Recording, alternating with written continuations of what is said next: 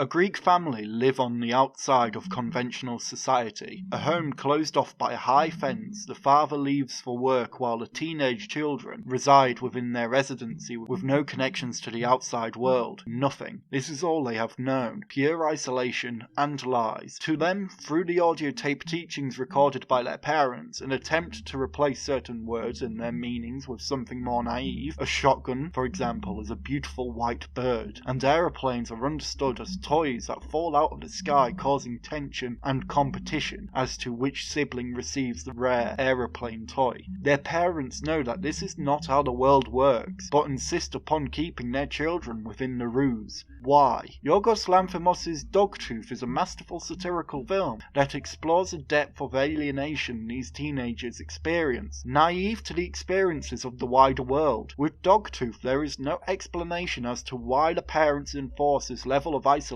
onto their children. There is no clear motivation for this, and almost exaggerating the level of alienation, there is also no names given to the members of this family. Lawrence Boyce, writing for Little White Lies, discusses the film, stating that if there's one thing that mainstream cinema demands, it's an explanation. Character motivation and plot are continually hammered home until the audience understands what is going on, and more importantly, why. It is the refusal to play this game that makes Dogtooth feel so devastating, unique and fresh, with echoes of David Lynch, Michael Haneke, and even Stanley Kubrick. Yorgos Lanthimos eschews the fantastical to present a world in which horror is grounded in mundanity. Dogtooth is a film that delights in disconcerting the viewer and refuses to supply any easy answers, in fact, any answers at all. But it never feels like an exercise in audience baiting. Rather, it is a sharp and alarming indictment of modern society. Dogtooth feeling devastating due to the lack of clear-cut answers is a unique cinematic experience. Similar to how the teenage children within this isolated home receive no clear-cut understandings of the outside world, we receive very little understanding of why they live inside their world. This lack of receiving clear answers, character motivations, and understandings to the events of this film may even be frustrating in comparison to the many cinematic experiences that are willing to share this information in their narratives. The comparisons to Lynch, Haneke, and Kubrick make sense. The film has a surrealist discomfort not dissimilar to Lynch. The world within this home and its garden is a world where it is believed by the teenagers that cats are terrifying creatures ready to eat their flesh. A lack of sentimentality not dissimilar to Haneke. The film feels incredibly cold in how it presents its subjects and characters, and an uncomfortably clean setting not unlike Kubrick's. A home that looks like it has been obsessively cleaned due to there being very little else to do within the home. The extent of the isolation established within the film is unsettling. Much of the vocabulary used by the teenage siblings is constructed by re-establishing the context and meanings of conventional words that their parents wish to hide the true meanings to, out of fear that the word may reveal too much of an outsider influence. For example, at the dinner table, one of the children asks for the phone while the parent passes them a salt shaker. Later, a scene depicts the mother speaking quietly into a telephone asking favours from her husband, but the children understand this as the mother talking to herself again in her bedroom. The telephone is a threat, a potential connection to the outside world which the parents wish their children stay disconnected from. It isn't important how the children came to hear the word phone, but how the parents gave the word new meaning to hide how such a device can connect them to the outside world.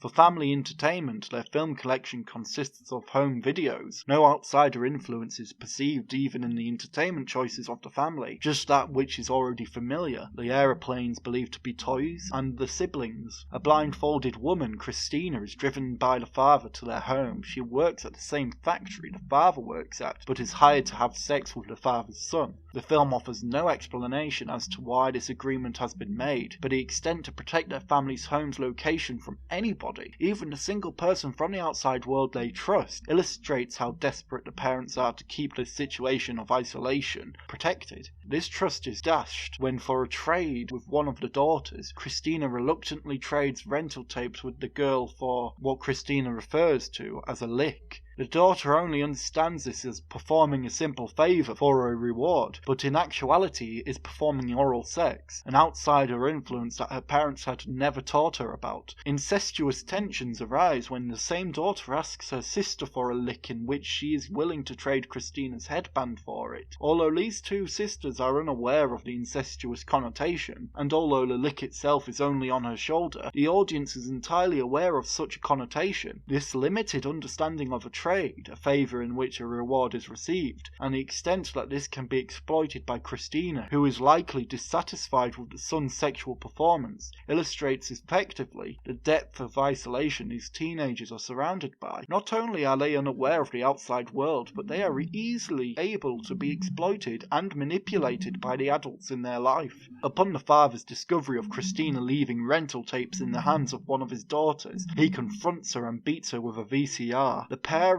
in the conversation, entirely mouthed so their discussion isn't overheard by their teenage children, come to an agreement. A replacement of Christina is to be found that can be trusted, yet the parents cannot trust those on the outside. Christina's replacement is to be one of the son's own sisters. This implication of incestuous interaction comes full circle. The brother and sister have sexual intercourse, the sister having very little say in this matter. This is an incredibly uncomfortable sequence to view, and is the most extreme example of how this family lives outside of conventional society. In a literal sense, this type of isolation is manipulative and a form of abuse. The parents of these teenagers are aware of the ruse they are surrounding their children with, and continue to do it. Although no explanation as to how and why, the fact is that these parents continue to implement this distance from conventional society. Whether it started as a small lie which outgrew their control, or they had always intended to keep their children on the fringes of society is unclear, but it isn't exactly important either. The fact is, this is what they do. In a more metaphorical sense, despite the film's lack of clear-cut meanings and explanations, the film can be interpreted as a satiric commentary on censorship and oppression. Censorship and oppression are tactics intended to limit what a group of people can do in terms of actions and what people can say, whether it's the limiting of journalistic freedom or the limiting of civil rights. Dogtooth's isolation surrounding the teenagers limits their knowledge and understanding of the wider world, only to be taught that which is deemed appropriate for them. For example, when the father has warned his children that cats are life-threatening beasts, after the son attempts to kill a cat that has wandered into their garden, and limits as well as controls what they are physically able to do, such as making games of mundane activities to fill time, such as an endurance test to see who can keep their finger under hot water tap the longest. And in terms of controlled action, the scene with the brother and sister's sexual intercourse is relevant, as this was something organised by the parents. These events in the film seem to reflect closely the attributes of censorship and oppression, examining their restrictive natures and how such limitations have a negative impact. In conclusion, Yorgos Lanthimos' Dogtooth has no interest in providing information, exposition, character motivations or backstories, but the film requires the viewer to fill in their own gaps and to encourage the viewer to conclude with their own interpretations. This is also made clear through the film's ending, in which one of the daughters manages to escape through the father's car boot, but the ending itself leaves the viewer uncertain whether she has actually escaped or even suffocated within the car. The extent the film explores isolation, naivety and ignorance is to the extremes, covering abusive, psychological and physical, incestuous connotations that gradually develop into incestuous relations, and the intelligent yet far-fetched ways the parents manage to keep the ruse going. For example, when the father tells his children that cats are threatening beasts able to tear at their flesh, he also encourages them to bark on all fours like a dog to protect themselves. Although on the surface the image of these people on their hands and knees barking is absurdist and humorous, the implications behind this psychological manipulation are revealing and disturbing. Whether this film intends to closely depict an exaggerated perspective at abuse within families, or whether it is offering commentary on oppressive forces such as censorship, is honestly down to who may be viewing Dogtooth.